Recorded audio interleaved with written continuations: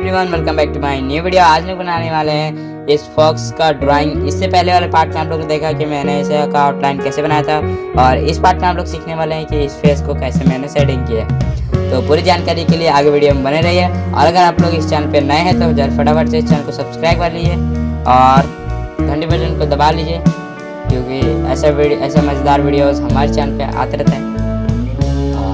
Video अगर ये video आप लोगों को अच्छा लगे तो लाइक कीजिएगा। बाकी चलिए मैंने किस तरीके करते वीडियो को स्टार्ट।